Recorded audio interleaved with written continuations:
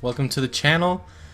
This is an interesting video. It's not one that I've scripted out. This one's a little more straightforward. I have Battlefield 1 up here. Recently on my Instagram I posted a post in Spectator Mode. I was just following some guy running around in third person, and the response to that video was pretty interesting to me because I found out that a lot of people do not know how to get into Spectator Mode on Battlefield 1. This tool has been a super interesting and helpful tool, I guess, for me as a content creator, but it's one that I feel everyone who plays Battlefield 1 or who likes to post content about it should know how to get into it. So here I just have the home screen up for Battlefield 1. As you can see, we have all this Battlefield 5 promotional material and stuff like the road to Battlefield 5. That I'm not going to get into. Like I said, just Spectator Mode on Battlefield 1, and hopefully this is a feature and tool that we see in Battlefield 5. I would love that. I mean, it wouldn't make sense for them not to have it. So basically, to get into this mode, you go from the home page to multiplayer, and you go over to server browser. Now from there, here I have a bunch of servers that are a little bit closer to me where I live, and I tend to pick one that has a pretty good ping, and these all do. So let's say I want to go in and take a look at Monte Grappa in operations. Down in the bottom it says server info. Press X for server info. I'm playing on an Xbox One, so I will press X for server info, and instead of join, which would let me in to play, I will go over and join as spectator, and that will take me in, and it should take, oh, said failed to join server. Alright, so I'm gonna look for a server that seems like it will be a good one. Let's see this one, Team Deathmatch, Dice Official on Amiens. So like I said, I press X for server info, and then go over to join as spectator, not join. And let's see if it works this time. Seems to be working. Alright, cool. I'm going to speed this part up because I know it takes it takes a good 10 minutes to load into anything on Battlefield 1. At least with the Xbox One S. I know with the X it's a lot quicker, or if you're on a PC, it'll be a lot faster, but I'm going to sit back for a minute or so. Alright, I'm in.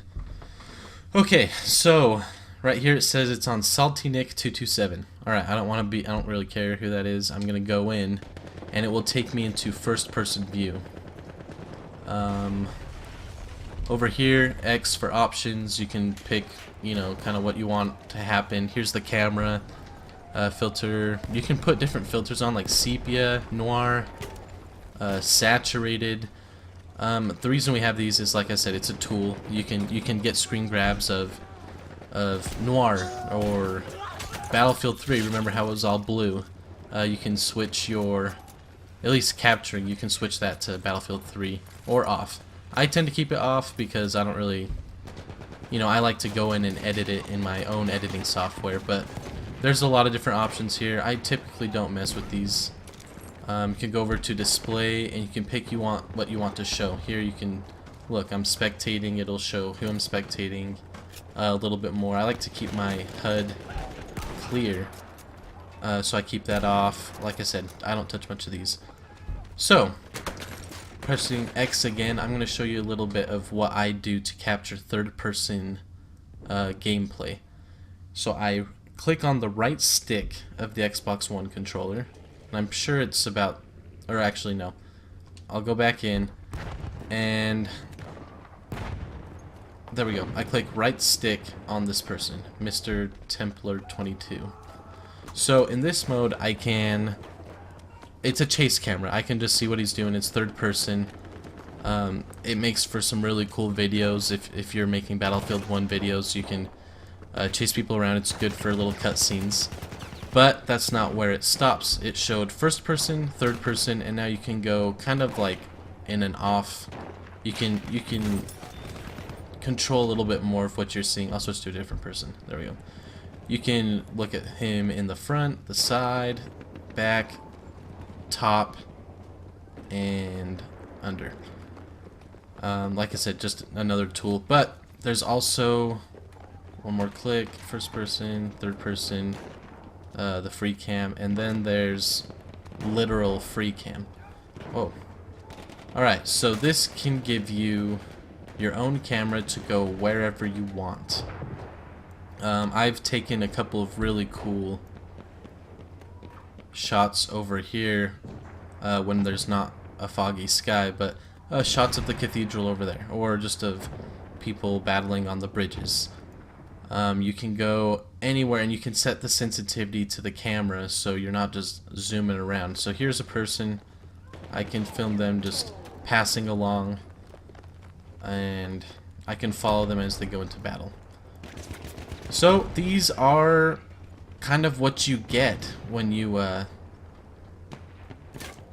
go into spectator mode. I think it's awesome.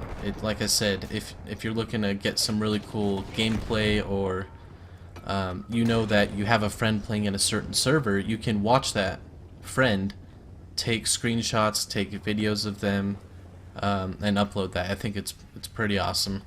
And it's funny, you see a lot of times that people are pretty boring. They're pretty boring when they play. But if you get the right angle at the right time, you can capture something cool.